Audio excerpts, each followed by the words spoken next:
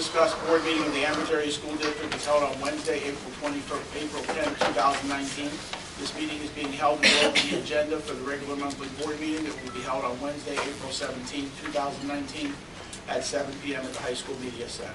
Please rise for the flag salute. I pledge allegiance to the flag of the United States of America and to the republic for which it stands, one nation, under God, indivisible, with liberty and justice for all. Public videotaping. The purpose of videotaping a meeting is for the public information. The opinions expressed by any member of the public do not necessarily reflect the view or opinion of the Amherst Area School District Board of School Directors and are solely that of the speaker. The Amherst Area School District Board of School Directors hereby expressly disclaims any and all responsibility or liability for any false, defamatory, or slanderous statements expressed by the speaker. Any unauthorized rebroadcasting of any video, audio, or still image of the video recording of this meeting is strictly forbidden without the written permission of the Amherst Area School District Board of School Directors. May I have a roll call, please? Mrs. Fisher? Here. Mrs. Kehoe? Here. Mr. Kowal? Here. Mrs. Locker? Here. Mrs. Mylan? Here. Ms. Pedigo? Mr. Sass? Here. Mr. Weir? Here. Mr. Angus? Here. 8 present. Thank you. Do we have any correspondence this evening? No correspondence. All right. I'll turn it over to Dr. Welton. Yes, I would just like to congratulate some middle school students who placed at the Pittsburgh Science Fair. They were with us last month, and we shared some information about them then. Emily Dean, an 8th grader, got 3rd place. Rudy Erickson, 8th grade, received a 4th place. And Hannah Larimore, 6th grade, received a 4th place. In addition, Gianna Roque and Harley Turner, 8th grade students, received honorable mention for Society for Analytical Chemists of the Pittsburgh 2018-2019 PittCon Middle School Science Essay Contest. All righty. Next up, we have presentations this evening.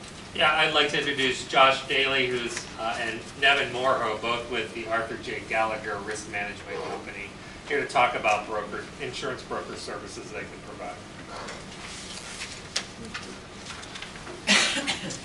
All right, well, good evening, everyone. As Doug mentioned, my name is Josh Daly, and with me tonight is Nevin Moore, and we are from Arthur J. Gallagher Risk Management Services. First of all, I want to thank you for giving us the opportunity to be here tonight. We understand the schedule that you're under these meetings, so we do really appreciate the opportunity to learn more about our organization, hear about the clout that we have in the marketplace, but more importantly, the significant opportunity that you have in front of you at this year's insurance renewal. I promise to keep things short tonight, again, knowing your schedule, and more importantly, we understand it's the first Pens game tonight, so I'm sure everybody wants to get home for that. But what I thought that I would do is just start off talking about who Gallagher is, okay? So while most of you have probably never heard of us, Gallagher is actually the 4th largest insurance broker in the world. But more importantly to you, we're the largest public entity and school district insurance broker, not only in the state, but also the United States of America as well. I guess more importantly to this group, we have actually been the broker for Ambridge Borough for roughly the last decade, about 9.5 years now. So we work with Joe and his team over there over the years in insurance and risk management related activities, so we do have a local presence as well. As you can see, right now in the state of PA, we have over 150 educational clients, many of which are in Western Pennsylvania. You have the list in front of you. And really how we have grown, or one of the reasons we have grown, is because of our approach. And the reason we're able to approach insurance and risk management the way we do is the amount of locations that we have in Pennsylvania. You can see the locations in front of you, closest of which to Ambridge would be down on Liberty Avenue in Pittsburgh, right at Gateway Center. We also have office locations, as you can see, in Erie, Johnstown, Mechanicsburg, Altoona, and then out in the Philadelphia area as well. Current list you can see in front of you of schools. You also have a handout in front of you. But basically, why I wanted to show this is that you can see from this list we have many districts that are very, very large and many districts that are small, and a lot in between. And what that allows us to do is really have an unparalleled set of skill, knowledge, experience, and most of all, reputation in the insurance education arena than really anybody else. You know, I have the privilege to say that we are the largest broker, so no one else can really say that they have the knowledge and experience and skill in this arena that Gallagher does. And why that's important to our clients is that we're able to identify trends as they come up, because one thing is certain. If something happens at one school district, it's typically not mutually exclusive.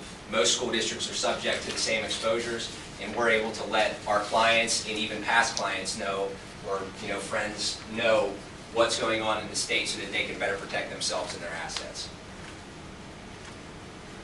Should you decide to choose Gallagher moving forward, what I wanted to do was show a sample service team, okay? And really at this point, the names and the titles aren't important. But what is important to you is to show that Ambridge is a large district in the state. There's no doubt about it. And with large district comes larger problems, higher exposures, and a lot more volume of requests. So what we have behind us is not only the standard account management, so day-to-day questions, activities, certificates of insurance and marketing, making sure that you're getting the lowest price, but we actually have our own internal claims, risk management, and actually legal counsel here for your every need. So why that's important is that by having those internal activities that most brokers outsource, we're able to really become an extension of our clients and become part of the culture, become part of their staff to solve the complex problems that are facing, or each district faces in the state. When you really boil down how we've been able to grow so substantially, especially in the last 5 to 10 years, I think it's because of the way that we view insurance. Okay, so when you talk to most brokers or agents, what they tend to focus on is pricing, and rightly so. Especially with public entities, every penny matters. But the example that I always give in front of groups is that, to be honest, anybody can come in here year to year and save you $1. Okay, they could place you with a cut rate carrier, or your program isn't as robust as it should be. But if you get in a situation where you have a claim that's uninsured, underinsured, or you have a gap in coverage, that 1 year of savings now could put you in a financial tailspin that you may never be able to recover from. Governmental immunity has been challenged successfully recently, as Doug knows. There's been loopholes where now a lot of claims, and I don't know if you've ran into it here, a lot of claims are now filed in federal court, which circumvents state statute. So your exposures continue to increase. So by looking at not only your premiums, but everything else that goes into your total cost of risk, which you can see the 6 cost drivers that you have in front of you, we're able to take a much more robust approach to risk management and insurance in general. And what we've done is we've really honed and crafted our skill, or our approach, to develop resources to combat each one of these cost drivers. And instead of getting into each cost driver and what we can do, I will go over real-world examples of why they're important and what we're able to do for our clients here in the subsequent slides. But when you boil it down to a granular level, really what Gallagher does and what Core 360 represents is constant communication and continual feedback for our clients. It's like anything else in life, whether it's a personal relationship, a team, or a relationship between a broker and a client. If you don't have good communication and you don't have feedback on how the relationship is going, it's probably not going to work. So what we do and what's unique is that several times a year we actually provide a scorecard similar to what you see in front of you, letting you know what the market conditions are, what we have done from a servicing standpoint, and where we feel the district needs to go in terms of honing or tweaking your risk management program so that you're better protected. And our approach is very simple. Okay, we talked about some of the value-added services that we have. More importantly, though, from a pricing standpoint, we leverage our marketplace cloud. All right. Again, the example that I give in front of groups is that there's a reason a lot of us shop at Amazon. It's convenient and simple, and most importantly, we have more purchasing power because of the volume that they buy from their suppliers. So they drive prices lower, and we take advantage of it as consumers. Insurance is no different. We actually have carriers coming to us to compete for exclusive programs and limits, coverages, and we are able to offer exclusive rates and details that are different than what our competitors are. And that's one of the things that we want to touch upon here before the end of the presentation and the opportunity that you have in front of you. Okay, any questions so far to this point? All right, so from a claims advocacy standpoint, why is it important? As I mentioned, most of the time when we're talking to districts, a lot of times when they're with a broker and agent, they're either not offered claims advocacy or risk management, or they're relying on the carrier to do it, or maybe even a third party. Why having the broker provide claims advocacy service is very simple. You could read down some of the things that we're able to do for you, but the example that I will give is a real-world example that happened 4 months ago at a district that I'm involved with in the state. Okay, so lucky for me, this is a claim scenario that made not only statewide but national news. So I get a call about 4 months ago at 6:30 on a Saturday morning, okay, from a facilities manager in the eastern part of the state, which when you get a call that early, especially on a Saturday, never a good thing, right? Okay. So if you can imagine, we all know the weather last year. Leaves hung on the trees later than normal, okay? They get a microburst storm roll through in late fall.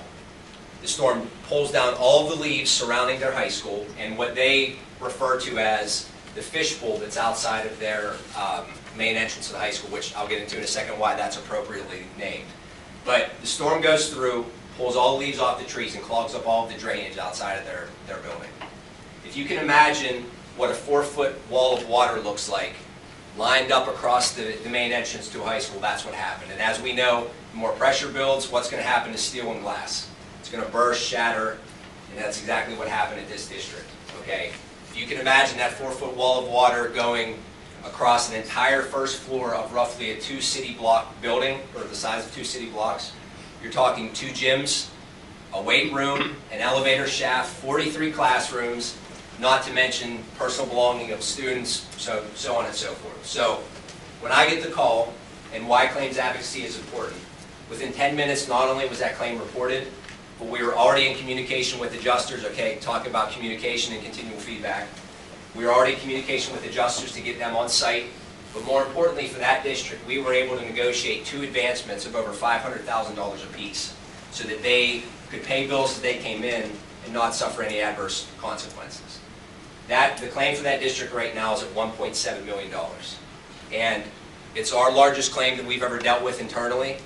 And to be honest with you, if you would contact that district, I would guarantee you that they would say if it wasn't for our advocacy services, that situation would have been much worse. They actually only ended up missing 3 days of school, and it was completely abated within 3.5 months, which sounds like a long time until you have half of the building submerged in water, right?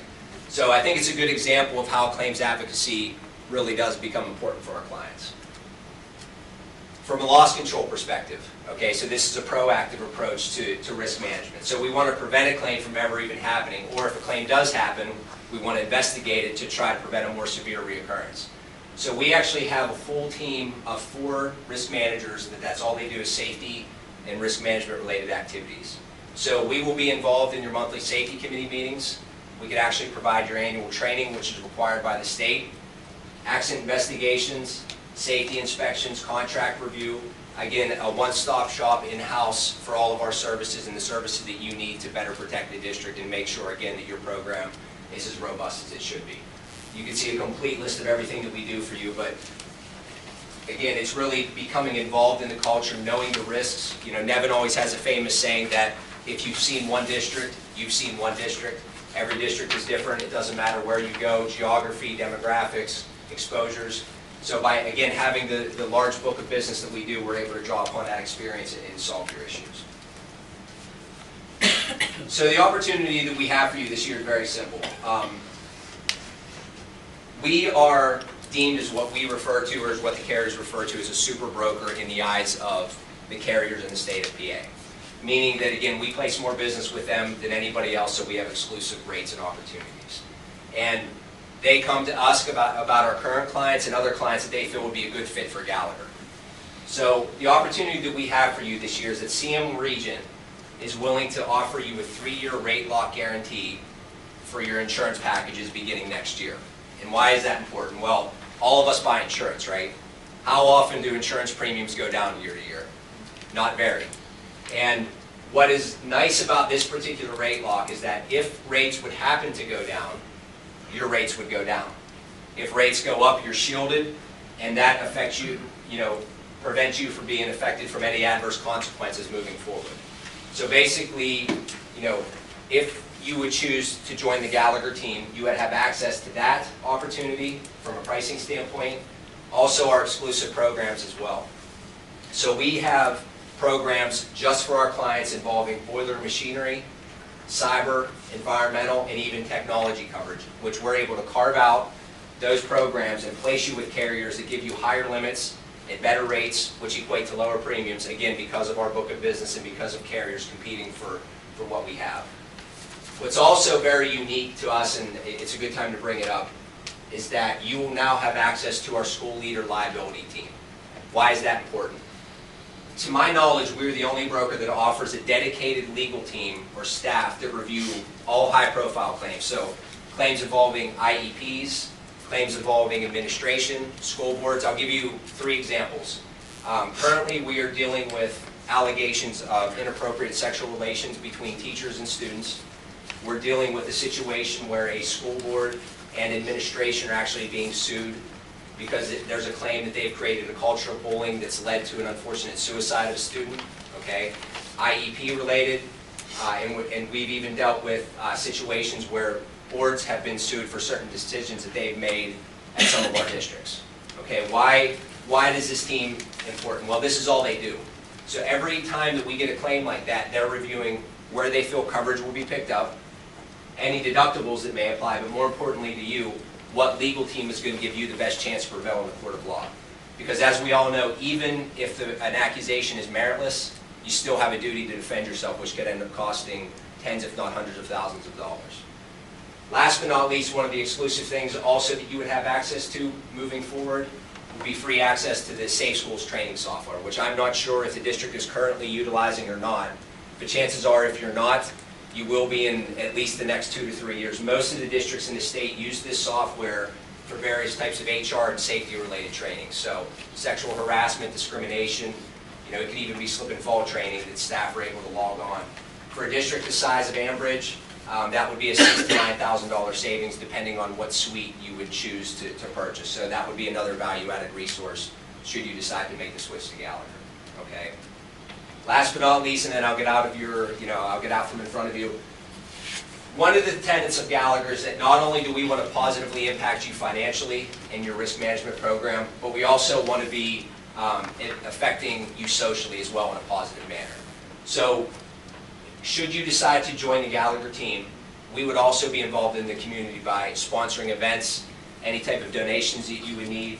And one of our cornerstone programs, the Coach for Kids program, is something that we do for all of our clients around the state where we identify needy families who aren't able to supply winter gear for their children.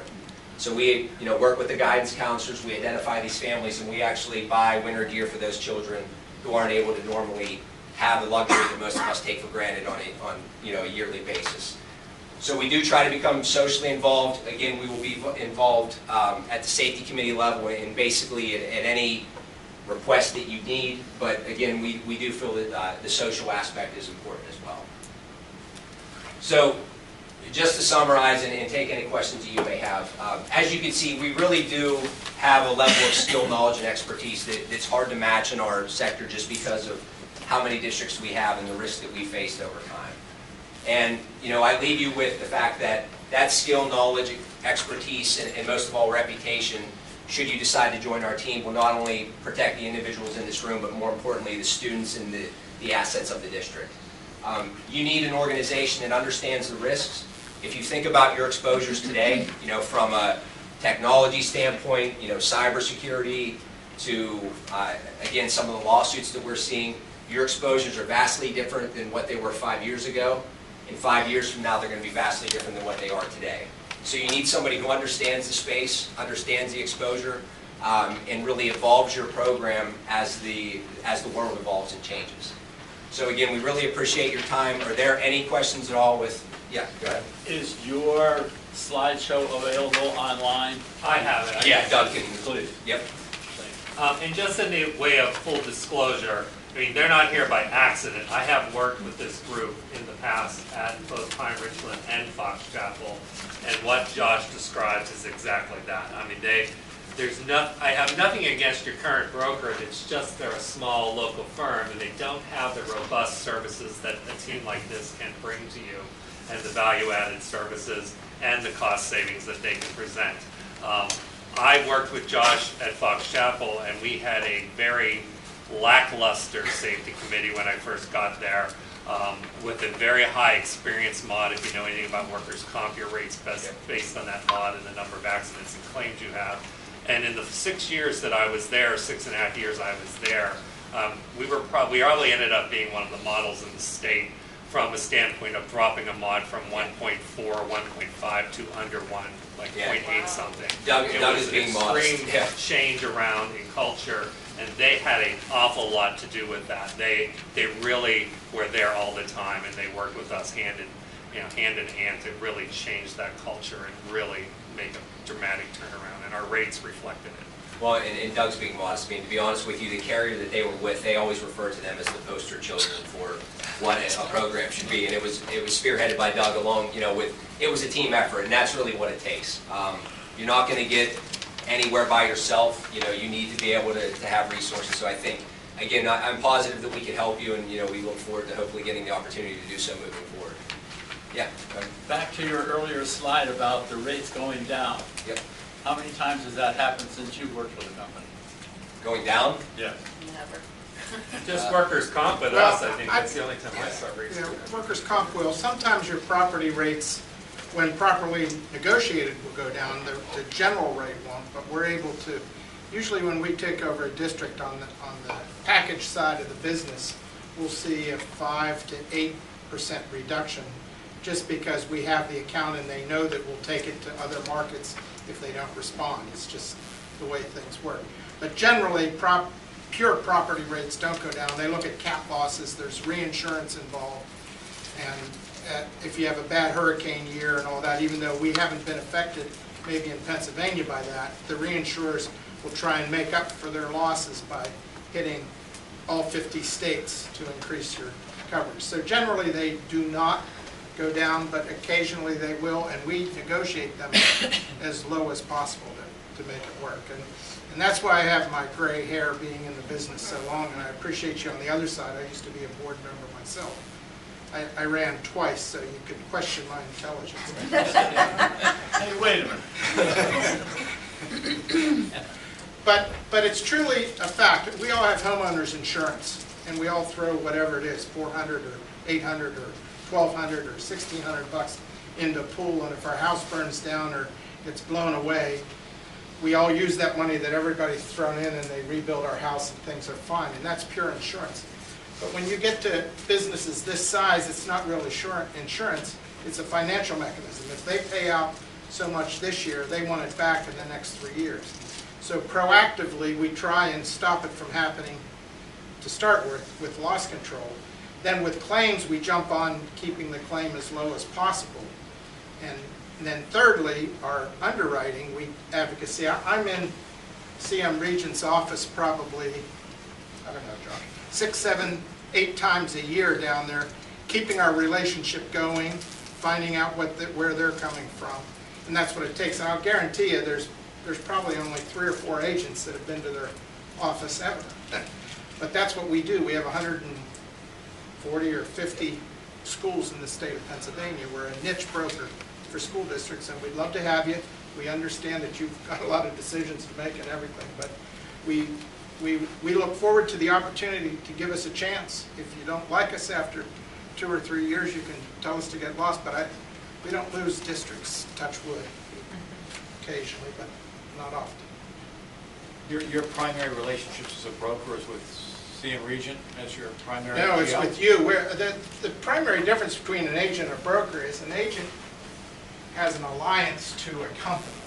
So you might have an independent agent that's a State Farm or a Nationwide, or an independent agent that might have 5 or 6 companies.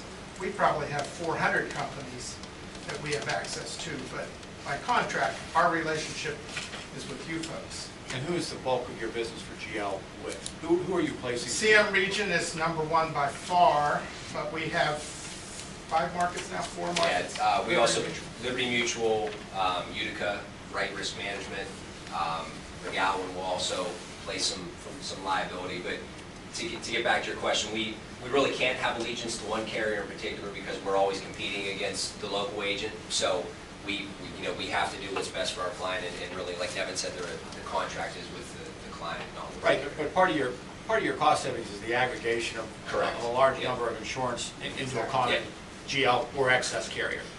Right, and is it typically a recommendation that you have an excess carrier that's different from your primary GL? Generally, it's the same. CM Region is unique that they will write their excess over top of those other carriers.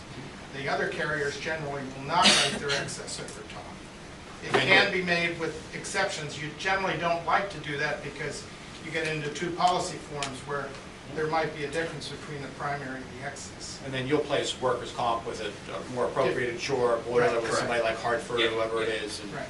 The big comp players right now in Western PA are the old Highmark, which is now called Brick Street, and UPMC. Those are the two. They're eating each other up just as they have been in benefits. They both have their own workers' comp companies too. Thank you. Yep. Any other questions for Devin or Ron? All right, we really thank you for your time again tonight, and I guess go Pens, okay? Thank you. Thanks. All right, we'll move forward now. This is the public comment section regarding the agenda items only. The meet and discuss meetings are open to the public. At this time, district residents may come forward to comment or ask questions on any of the agenda items only. Each person must state their first and last name and address prior to speaking. Each person will be allowed 3 minutes and can speak only once during this half-hour period. There will be no discussion during this time, but any board member or administrator desiring to address questions or concerns may do so at the conclusion of the committee reports. So at this time, the floor is open regarding the agenda items this evening. Hi, I'm Jennifer Hines, 289 Ridge Road Extension, up the economy. I just wanted to, on the agenda, I noticed you had athletics, so that's what I wanted to speak to. Specifically for Pittsburgh, on March 20th, I guess it was voted for independent track coach. That's what this is actually going to be based on. But I do want to thank everybody here because kudos to you guys who have brought in Ms. Mysick. She obviously left a school where she was making more money plus bonus compensations for different things. But she has her full heart into everything, even with touching base with teachers to track down to make sure kids are doing their homework so that way they stay eligible. So by far she's going above and beyond her needs. But I just wanted to mention that the past few years I've sat back. My daughter participates in track. She's a runner. Started out in distance and now she's going to short distance. So I've originally seen like about 13 to 15 kids that were probably on the track team the past 2 years. This year obviously has been a huge rebuilding year where I've seen about 80 kids when everybody's all eligible with grades up, which we all want them to be, and she is trying to encourage that behavior because of course academics are most important. So I guess I was just a little bit shocked with, I guess on March 20th when it was voted for independent track and field coach for one particular student. But I kind of feel like, and I watched the YouTube video, and in about 4 minutes and 5 seconds you spoke, Mrs. Fisher, on to weigh in and I guess approve that to be amended to allow an independent track coach. But I guess there's a few more guidelines, everything with the PIAA, WPIAL rules that go into play with that, and how it also affects other athletes that are participating in the program. And these other athletes, they go practice every day, 5 to 6 days a week, and they're working out, and they're earning their spots for competitions, for invitationals. This coming weekend, we have the Beaver County Championship meet, and there's 3 girls who've been working very hard, my daughter being one of them. 2 other girls have qualified. And to find out that one girl had to be called and told that they can't participate because there's kind of like a, you might say, a walk-on from an independent coach. So Felicia's been guided that this student gets to run. No one knows her numbers. She's not attending practices. So I guess our athletics going towards more independent, where everybody could hire an independent coach and then you can walk on. So I guess the example would be basketball. So you're gonna play basketball. How would you feel if your daughter earned her spot, Ambridge made it into a championship game, all of a sudden there's this girl who coach finds out, that girl walks on the field, Savannah's spot's gone. Same thing with Riley. How would you feel if that happened with your kid? My daughter will be in the races with him, but somebody else's kid's being knocked off. So I'm not here even for my kid. I'm here for the parent that's not here. The parent probably doesn't even realize that this is going on. And then when you look in the PIA handbook, it says that they don't encourage independent track coaches. And if that is something that you want to do, it's kind of something you do on your own time. And it says in there, there's a rule, 75% of the time you're supposed to be at practice with the team in uniform. There's also a guideline there that says 50% you're supposed to be at practice if you get signed off on by the principal for that rule. So my question is, if we show up at this championship meet this weekend because on 320 you guys didn't know the facts that go behind it, which I feel were misled, are we all going to be disqualified? And we're now finally making it up, and people are contacting her for our stats. And just so you guys know, my daughter has made invitationals the last 2 years. Freshman year, sophomore year, my daughter never lettered. Doesn't have a letter for track, doesn't have a pin for the second year. Don't know why that is. It's her junior year, trying to get stats. I don't have any stats for her. There are stats from the invitationals that other schools reported. I look at that as a responsibility of coaches to turn that in. We're getting track information in the mail, but I have nothing to support when they ask.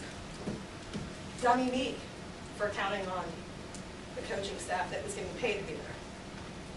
I didn't even know that there was, I thought the one lady was a mom, to be honest with you, that when I pulled up last year, February 2018, I guess, when it was approved that she was a coach, and I thought she was just the mom in the stands.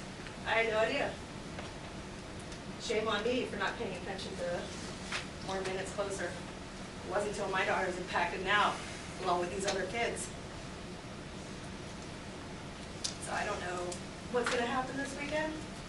Which is a little bit disappointment, and I'm sorry that maybe you guys didn't know all the facts, but at this point I don't know what to do and where we are. I would like to clarify, hun, just so you know, I am chair of athletics, so I am asked, you know, I will read the addendum for those, whether, Yeah.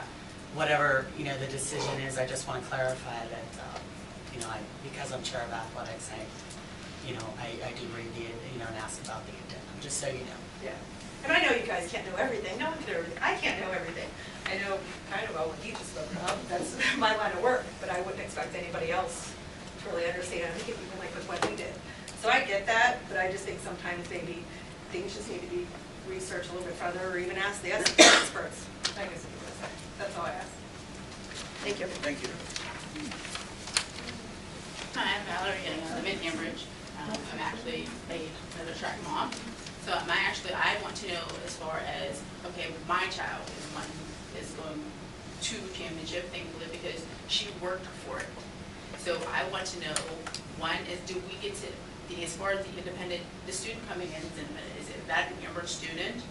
Also, are we made aware of, if they're hiring an independent coach, do we know who this coach is? Are we allowed to be made aware of who this coach is?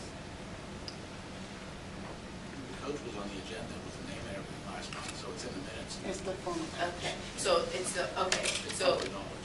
That's fine. Okay, thank you. So we have the former coach is the one who's trained this student now. So again, my daughter is being affected by this. Well, my daughter went from 6th, and now she placed first for Ambridge. So she won first place for her school. But there are other students, including my child, who at one time was at 6th, who are working, who are at practice for 2 hours, who are diligently doing what their coach is telling them to do the routines, do the exercises, who are being affected by this, and I think this is extremely unfair. I feel for this student, and I sympathize with the student, because maybe their family wasn't aware, maybe it was that, you know, it wasn't something that was brought up, or something that wasn't, I guess, researched further. But this is affecting more than just one child. This is affecting a whole team who has actually come out. They support each other. They stand up for each other. They are helping each other in tutoring, and not just in athletics, not just in track. They are helping each other in tutoring. They're helping each other so they can maintain and be a part of this team. And I feel as a school board, I feel that things need to be researched further. And no offense, you guys, because I love you to death. But I think it should have been researched further, and before this decision should have been made. Because I feel that it's affecting more than just one student. I feel that as a coach, our coach should have been able, if this student wants to participate, she should come out and be trained with the coaches that are part of this Amherst School District.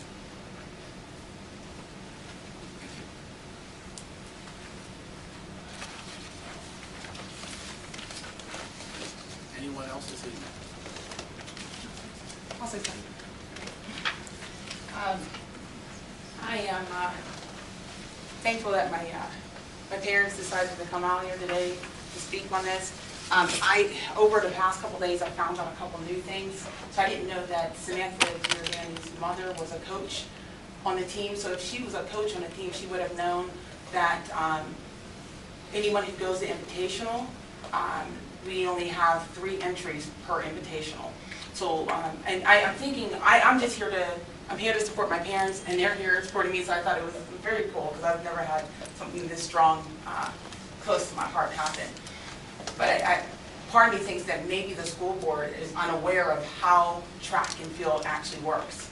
And we are competing as a section right now, like we are in section meets, and in section meets we go and we are winning. We are doing well. The kids are not coming in 3rd and 4th or 5th place. They're coming in 1st. We just don't have, we're not like a very large school, or maybe track isn't that, well, that much appreciated here at Ambridge yet.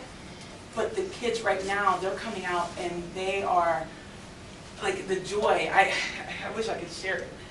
I was gonna say, they are so excited to be here. They're coming and taking 1st place. The girls took 11 first places. 11 first places. Relay teams. So we don't have one superstar. We don't have 2. We have multiple ones. And they want it, and they're here, and they're trying their best to be there, and they're encouraging the underclassmen. We also have a middle school team now. Last year you had one middle school girl who unfortunately lost a year of eligibility because she ran varsity meets last year under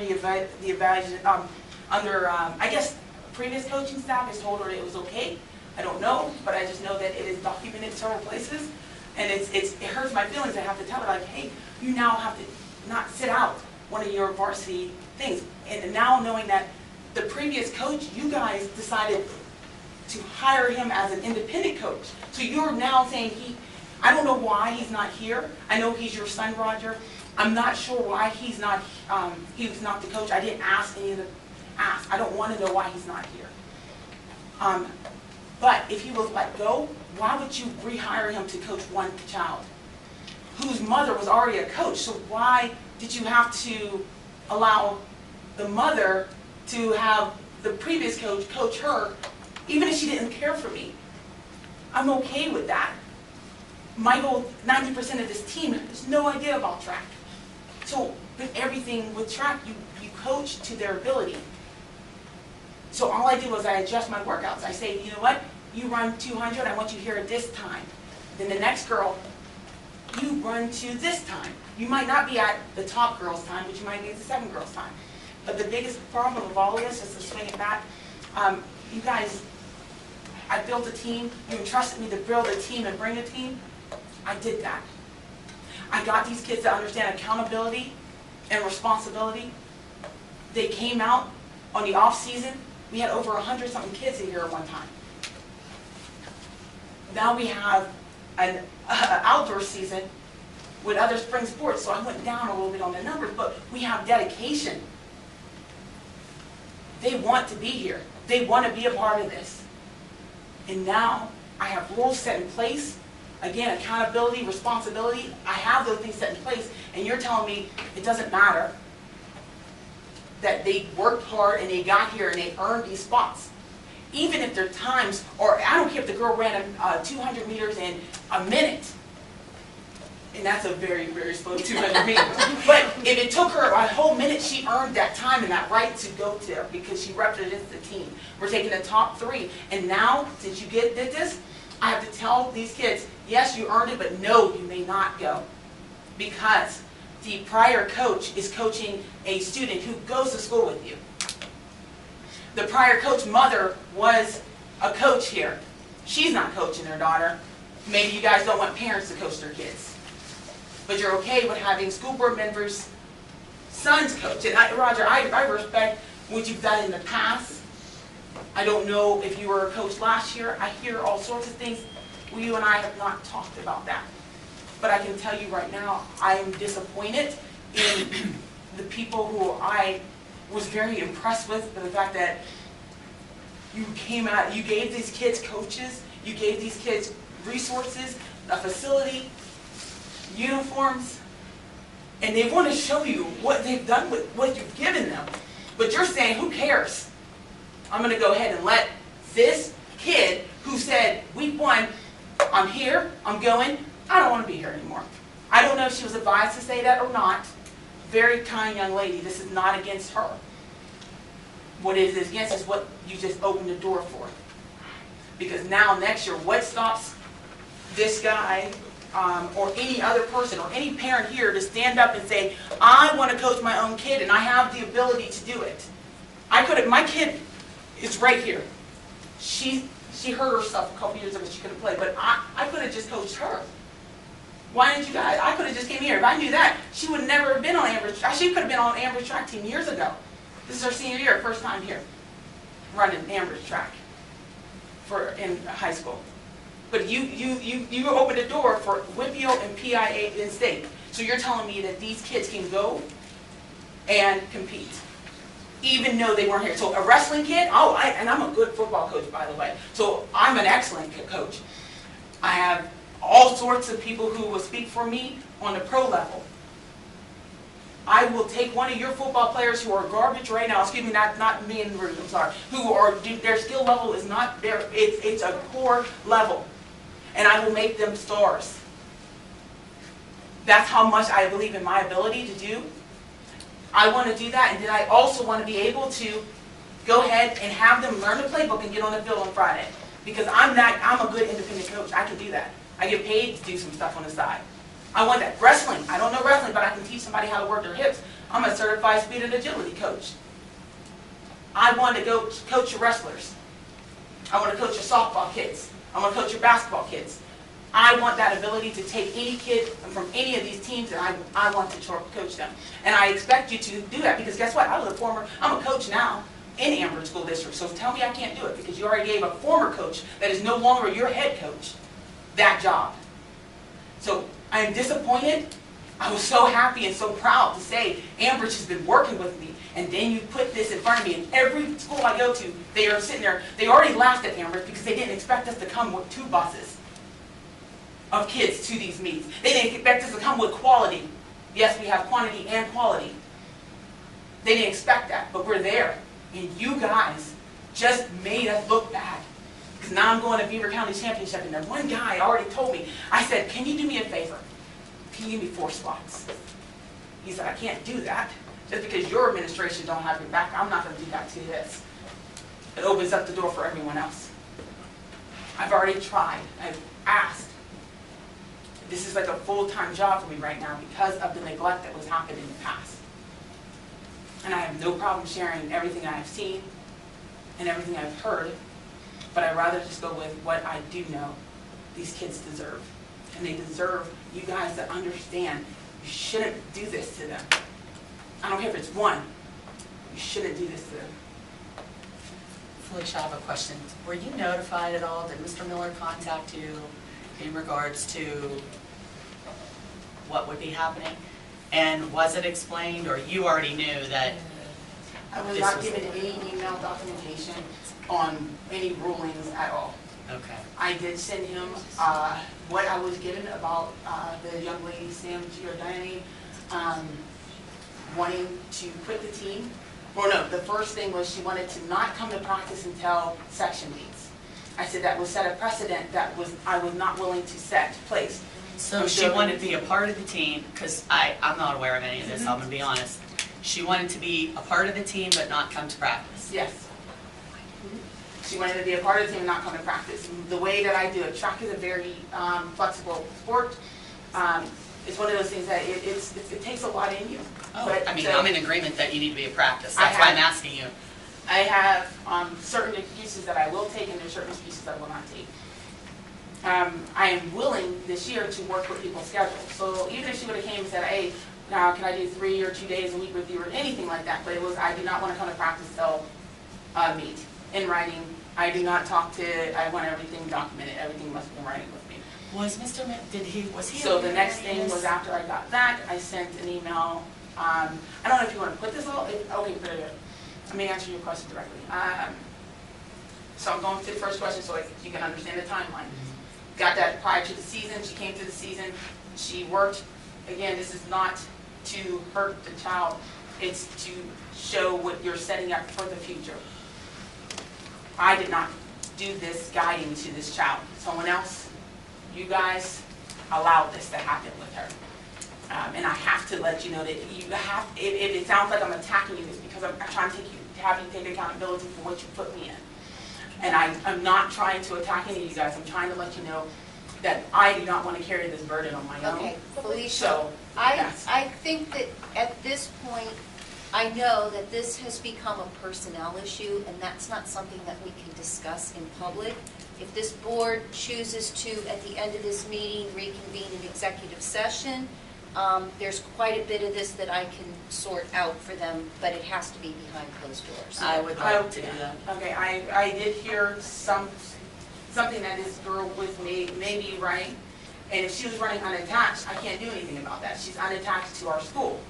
If that was So explain that to me. She She's can't running unattached, if she was unattached. if she was running unattached, meaning that she is not attached to Ambridge. Yes. Meaning she is not running for Ambridge. She's not taking a spot from Ambridge. Okay. Tim O'Malley said no. Well, if it was not, if she had to run for Ambridge, so now you're taking it as, I can only have so many competitions in a year.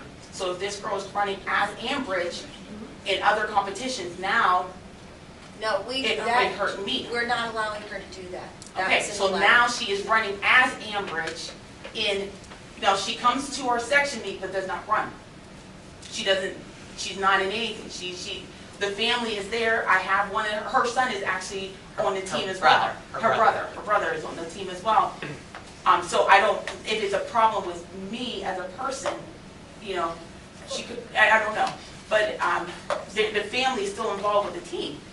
So I've never had any unpleasant experience with anybody on this whole entire thing. I've never had any unpleasant, literally, I've talked to Roger once. It wasn't unpleasant. I've seen Sandy several times. It wasn't unpleasant. I had the Beaver coach yell at me because of something that he said Sandy did last time. I don't know, but it's not. My whole thing, Sandy, I'll share that later with you. I don't have unpleasant experiences. But in writing and things being told to me, I have to set precedents for the future. I don't want to leave you guys. I'm enjoying myself. The team is growing. I just want to say one thing, is thank you first of all for coming, all of you, and this has been enlightening for us, and we appreciate it. Sitting up here, we and I'm sorry I don't know your name, but we don't know everything. So you get what you're told, and in no way is anybody out to hurt anybody at all. Not even a little bit. Thank you. So you constantly try and look for a win-win situation.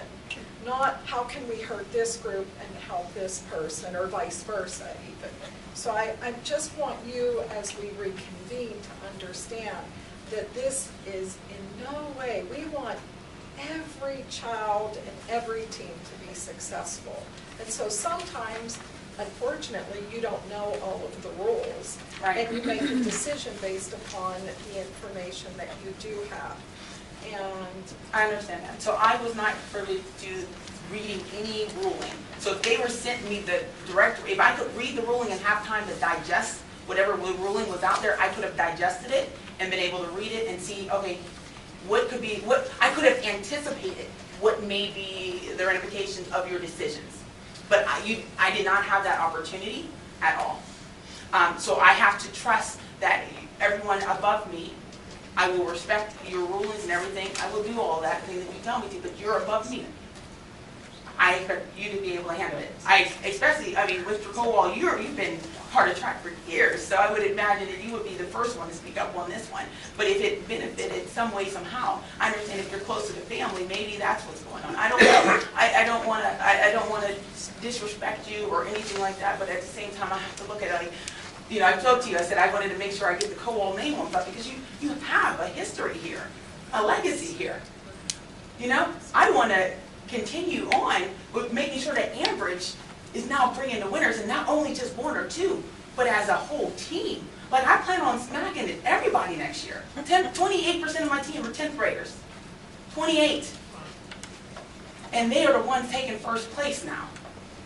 Can you imagine when I get them to the point that they heart. I mean, like, oh my God, I was like, I am such a, I gotta stop, I'm just talking. But in any case, I understand you're not trying to hurt us, you're not trying to hurt anybody. And neither am I. Like, I feel bad that we have a particular girl in this situation, but I am very disappointed with how things were ran in the past, how equipment was maintained. How I had no uniforms. I mean, I can sit here and give you a list of negatives, but I'd rather you just stay let me just help with this, right? where we are right now. Let us go and talk about the things that we can't talk about in public session in private. But let me distill this down pretty easily, all right, before it becomes a spattering of throw everything on the wall and see what's going to stick and what's not going to stick, all right? To my understanding, there were not a lot of participants in track in previous years. And there was a participant on your team that, for some reason or other, took exception to the practices, the personality, whatever it was. And they opted to want to run independently. Now, from my side of life, and you probably heard me say this before, there's only black or white to me. There's no real gray in terms of decision making. All right? Either do what's right or you've done it wrong. But there's no, it's kind of right today and it's kind of wrong tomorrow. So a lot of people will take that as harsh or arrogant. Do not. I'm just going to like.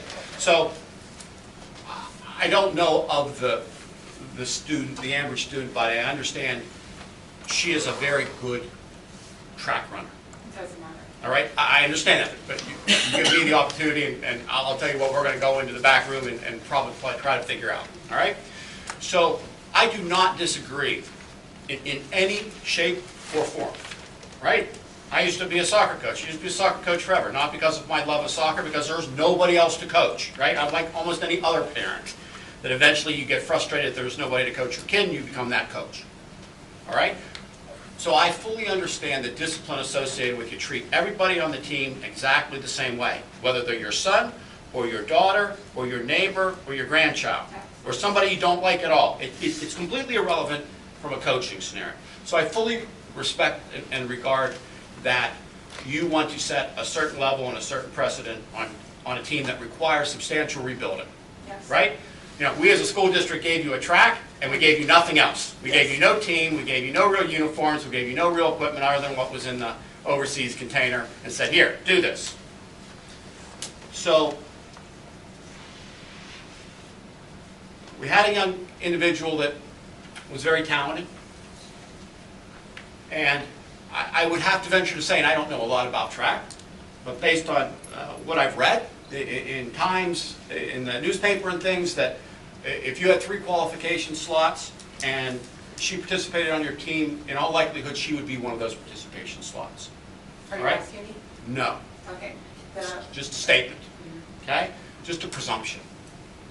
So I understand the unfairness to other people, but the harsh reality of life is this person is probably going to have placed in the top 3 anyway. All right? I do realize that you have 4 students in the room, and you just said what you just said. So make sure you replay that in your head. Well, this is not. I'm not trying to reflect. I just want to make sure you realize that there are 4 youth in this room, and now I have to put on my mother hat, and I'm going to have to let you know that you need to step back for 1 second and replay that and then re-say it to me so I can truly understand. Because right now you just let my daughter know. You just let my daughter know that. Listen. Life, honey, here right now, it is unfair. Do me a favor, make sure you have money in your pocket, you pay somebody off, and that's how you'll do it. That's what you just said. It does not matter how you worked hard, doesn't matter, because guess what? Honey, black and white, it is unfair. Mr. Sass. Mr. Sass, This discussion is over. Not at all. We'll take it back into it. And I'm sorry, look, this is not. Let's go. This Sorry, discussion is over. Stop. Okay? Is it over because I brought out something that was incorrect? 2 minutes. You're way past the 3 minutes. Oh, 3 minutes. Okay. I'm sorry, I was past my 3 minutes. I know. So, oh, no, I'm sorry, Mrs. Locker.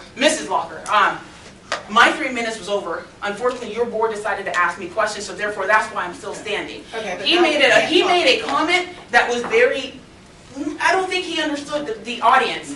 So, understanding your audience. So I would love to be quiet and allow you just to rephrase that, and I will sit down and listen to that. Again, We're going to go on with our agenda this Sorry, evening, and we will adjourn. to Before we executive do, I would session. like to publicly apologize to the kids for not having enough information.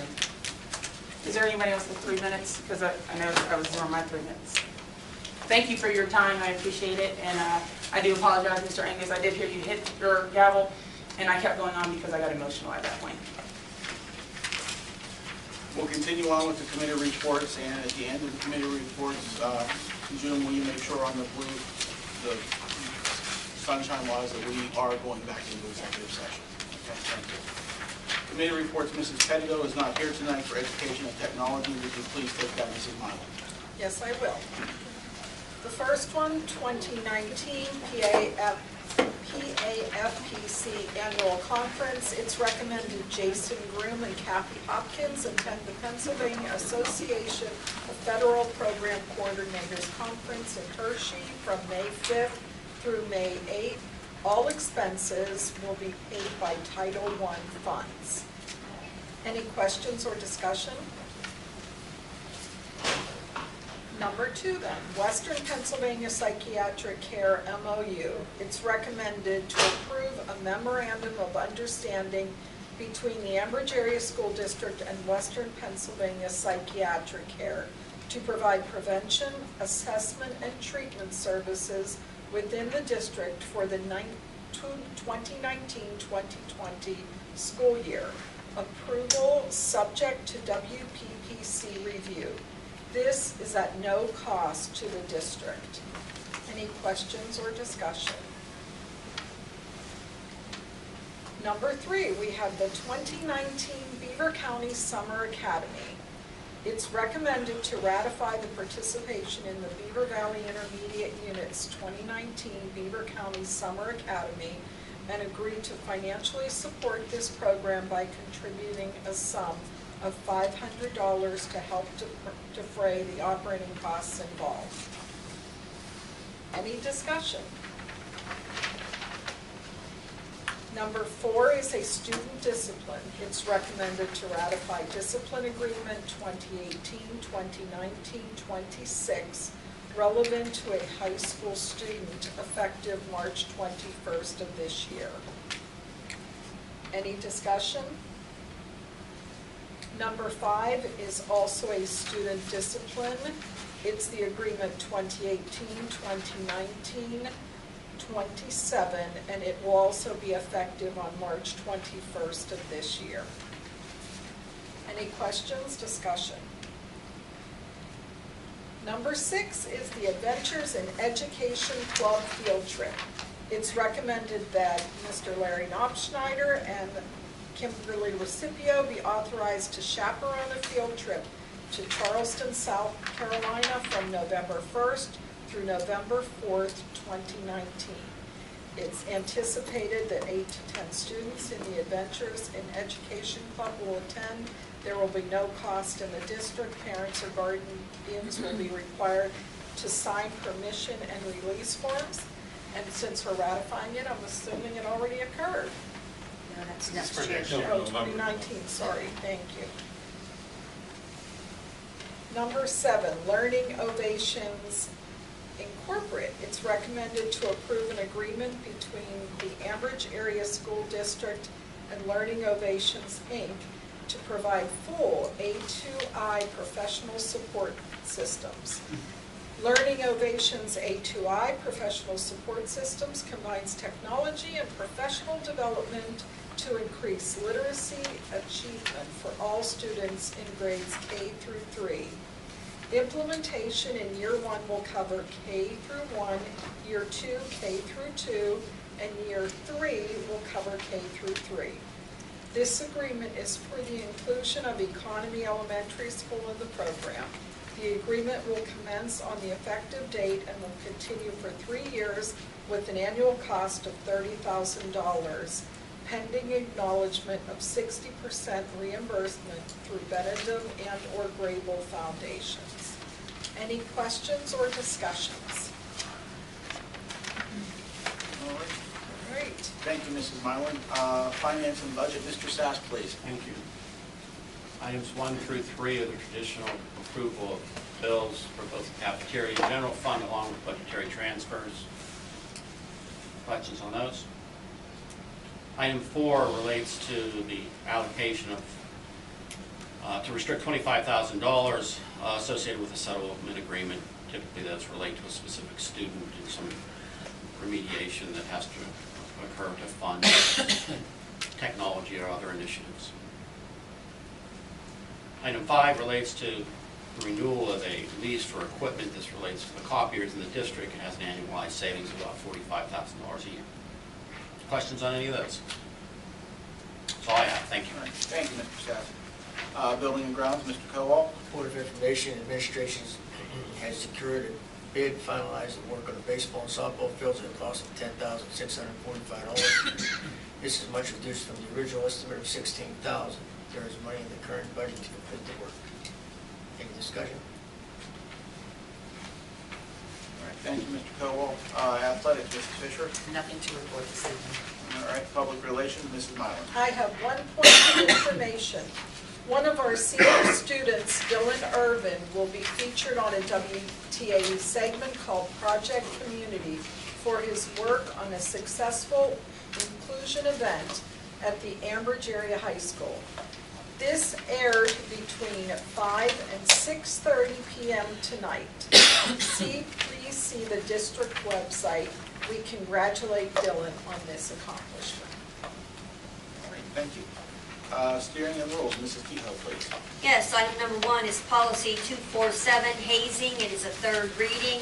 It is to retire school board policy 247, hazing, which was adopted on January 20th, 2010, to maintain a safe, positive environment for students and staff that is free from hazing. Item number 2, policy 707, use of school facilities, also a third reading, is to make school facilities available to individuals and community groups without discrimination and in accordance with this policy, provided the use does not interfere with the educational program of the schools. Any questions on that one?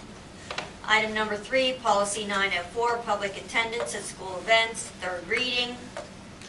It is to retire school board policy 904, public attendance at school events, adopted October 19, 2011, to maintain order and preserve school facilities during activities and events sponsored by the school district. Are there any questions?